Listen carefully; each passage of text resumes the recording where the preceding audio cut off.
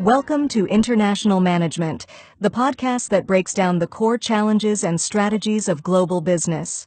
Based on Orlando Casabon's scripts for his international management class, each episode offers practical insights, clear strategies, real-world examples, and expert guidance to help you navigate complex global landscapes. For additional resources, visit casabon.com. Now, let's dive into the essentials of international management.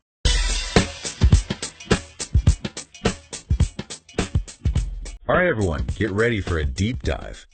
Today we're going international, exploring the world of international business. International business is a powerful force shaping our world.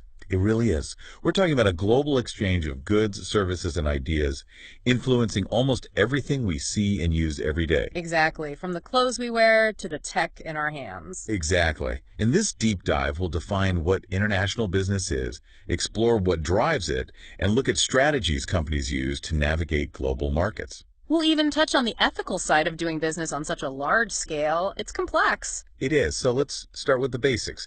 What makes international business so different from, say, a local business? Imagine crossing borders with your business. Yeah. Suddenly you're dealing with different rules, different players, a new ball game. Right. So it's not business as usual anymore. Not at all. Exchange rates, legal systems, cultural differences. It's a whole new level of complexity. Even something as simple as product packaging. What do you mean? What works in one country might not in another, Cultural sensitivities, legal requirements, you have to adapt. So even the packaging needs to be strategic. Absolutely. It's about understanding the specifics of each market you enter. Now you've got me thinking about all those maiden labels I see. Right. But why should we care about international business? Seems like it's for CEOs and big corporations. Not at all. Even if you're not running a multinational company, this stuff is relevant. Okay, so how does it apply to, let's say, someone just starting their career? Well, think about supply chains, global competition, marketing trends. These all tie back to international business. So even if I'm not directly importing or exporting, having this knowledge gives me an edge. Exactly. It's a broader perspective, understanding the forces shaping the world.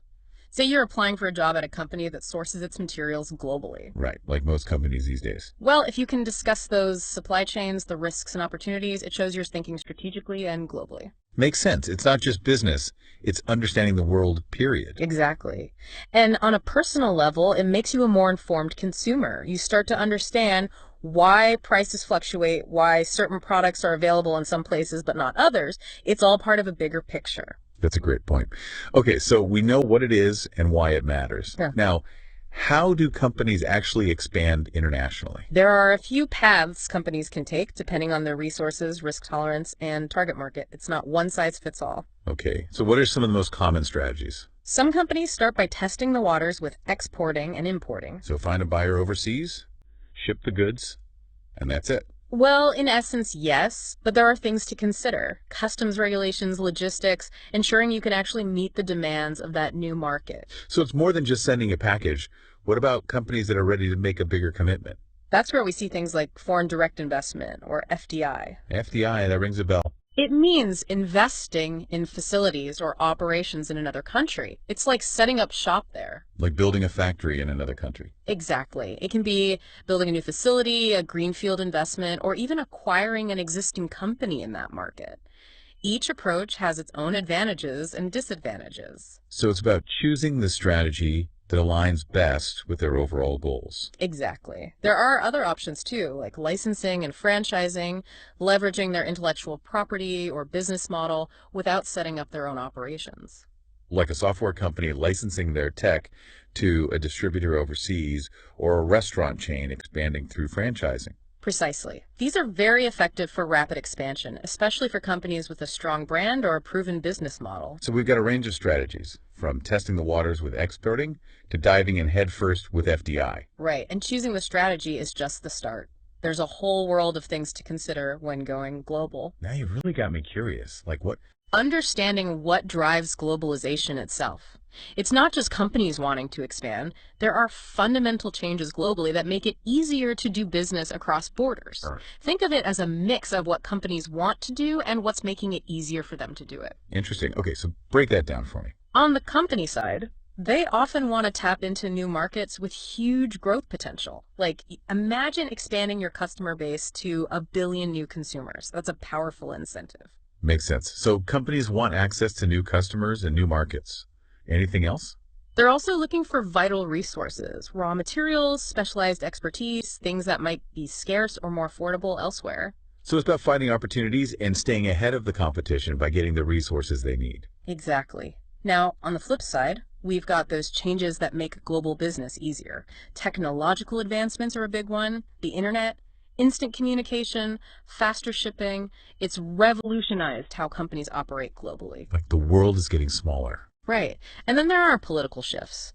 The decline of communism, the rise of free trade agreements, all opening up new markets. So companies wanting to expand and the world becoming more interconnected are driving this globalization. That's it. And that's led to the rise of emerging markets. Emerging markets, that's where things get really interesting. Places like China and India, right? Absolutely. They're growing rapidly and changing the global game. Together, China and India make up over 1/3 of the world's population. That's a game changer for companies. Okay, let's focus on China for a second. It seems like China is always in the news when it comes to international business. China is a fascinating case study. It's experienced incredible economic growth, especially its coastal regions, which have become global manufacturing hubs. Right, I've heard a lot about that. But at the same time, China's interior faces challenges like income inequality and social tensions. So there's a divide within China itself. How does that affect global production? As wages rise in coastal areas, manufacturers move inland to cities where costs are lower. This shift is changing global supply chains. So my laptop, which was likely made in China, could have been made inland because of these regional dynamics. That's a direct link between what's happening inside China and the products we use. Absolutely. It highlights how interconnected everything is in international business. What happens in one part of the world impacts businesses and consumers everywhere. Wow, like a giant web, constantly in motion. Exactly. And then there's China's political sensitivities in certain regions, which can create complexities for companies. So China is a major player with its own complexities. For sure. And that's why understanding these dynamics is so crucial. We've only scratched the surface today, but I hope it gives you a sense of how complex and impactful international business is. It definitely has. We've covered a lot, from the basics of international business to the rise of emerging markets like China. And it's just the beginning. Right. In the next part, we'll delve deeper into specific examples, the successes and challenges faced by those who've navigated this global landscape. So stay tuned for more intriguing insights into the world of international business. Welcome back to our deep dive into international business. We've covered the basics, the what's and the why. Now I want to get into the action, see how companies actually put these strategies to work. That's where the real excitement is. We can look at real-world examples, successes, challenges, companies navigating the global landscape. You know those lists of the world's biggest companies? They're fascinating. Like a snapshot of who's on top of the global economy. They can tell us a lot, actually, how different industries have changed, which companies have adapted to the global market. It's constant evolution. It is. I remember reading that in 2017, Walmart was #1 with over $500 billion in revenue. That's massive. It shows you the power of supply chain management, being able to offer competitive prices on a huge scale. Global reach mastered. And it's not just retail, right? You've got energy companies, car manufacturers, they're all global giants. Absolutely. Their success comes from strategic decisions, expanding internationally, securing resources, adapting to different markets.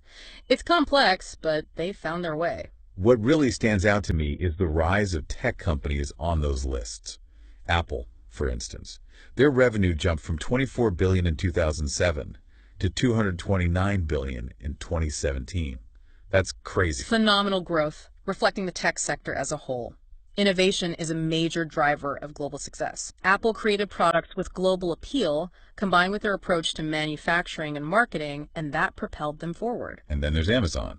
From a small online bookstore to an e-commerce giant. It's amazing how technology and global reach can transform a company. They saw the potential early on. Expanding into new markets, focusing on the customer experience, constant innovation, they've really changed how we shop. It's clear that the top companies, no matter the industry, share some key traits.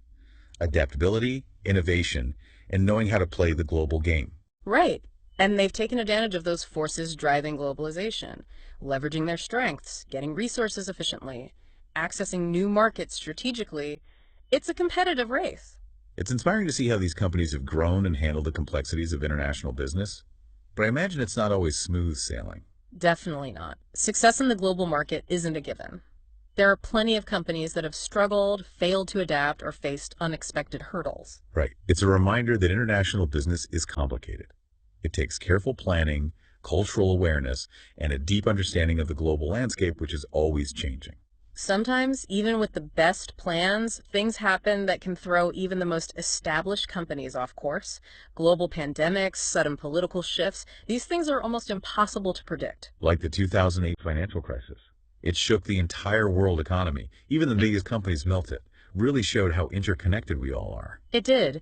The crisis highlighted that interconnectedness and how something happening in one place can have a ripple effect everywhere. A wake-up call for sure. It also showed the importance of being resilient, adaptable, and aware of global risks. Companies that weathered that storm often did so by diversifying, streamlining, and managing their finances carefully. And those that didn't adapt, that were too rigid, they often struggled. A real test of agility and strategic thinking. It's a lesson for businesses of all sizes in today's world. Being ready for the unexpected is crucial. For sure. Whether it's a small startup or a global giant, understanding international business gives you the knowledge and skills to face challenges, grab opportunities, and thrive in the global market. That's a key takeaway for me. It's not just about the size of your company, it's about having the right mindset and being willing to adapt to change. Well said. It's about being agile, informed, and ready to change course when needed. So as we wrap up this part of our deep dive, what are the most important things we want our listeners to remember about international business? The world of international business is always in motion, always changing, full of challenges, but also incredible opportunities. We've seen how companies like Walmart, Apple, and Amazon have become powerhouses, using their strengths and adapting to the changing global market. But success is never guaranteed. Unexpected events, economic shifts, political changes, they all have consequences. It's about being prepared. Knowing about international business is more important than ever in today's world. Whether you're an entrepreneur, an executive, or just curious, understanding these global forces helps you make better decisions in this complex world. And as we continue, we'll look at specific examples of how companies have approached global expansion, their successes, their challenges, what they've learned. We'll also delve deeper into emerging markets, the opportunities and risks they present, and how things happening within countries like China can affect global production and trade. So stay tuned as we uncover more about the fascinating world of international business and give you insights to help you thrive in today's global economy. Welcome back to the Deep Dive. We've explored the world of international business, from the basics to the rise of those global giants. And to wrap things up, I want to focus on a key question. How do companies actually enter new markets? That's a great question.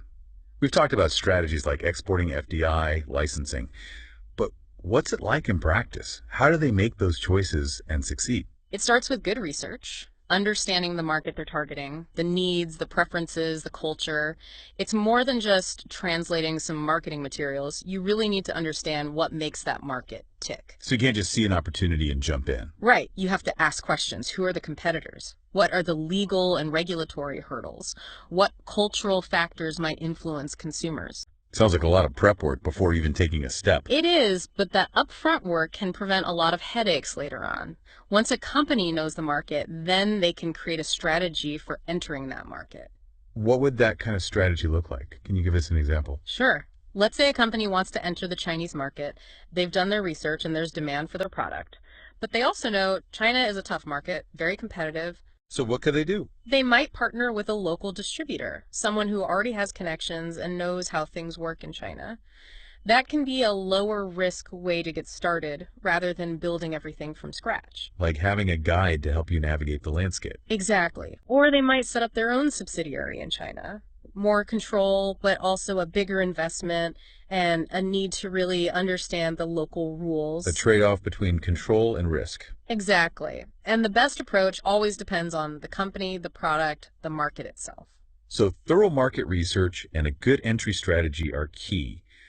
What else should companies think about when entering a new market? Cultural sensitivity is a big one, often overlooked. You need to understand the local customs, values, even communication styles. Avoid those missteps that could damage your brand. What would a cultural misstep look like? Imagine a company runs a marketing campaign. but they use colors or symbols that are seen negatively in that country without realizing it.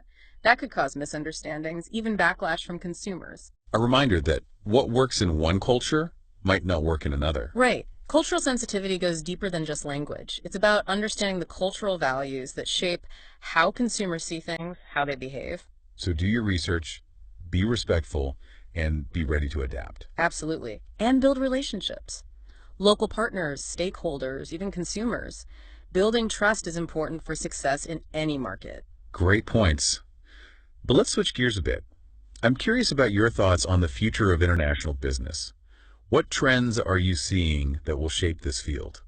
Digital technologies are huge. E-commerce, social media, mobile payments, they're changing how companies do business globally. It's making the world even smaller, right? Exactly. We're seeing brands that are truly global using these platforms to connect with customers anywhere, anytime.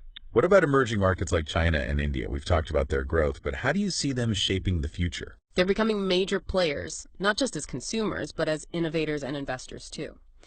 Chinese companies, for example, are expanding globally, investing in new technology, and becoming more competitive on the world stage. So the landscape of international business is more diverse and competitive than ever. It is, and that's what makes it so exciting. It's always evolving, full of challenges and opportunities for those who can adapt, innovate, and embrace the complexity of the global market. Sounds like the key to success is to stay informed, be adaptable, and always be learning. That's it. It's a journey, not a destination. With the right mindset and a desire to learn, anyone can navigate this world and make their mark.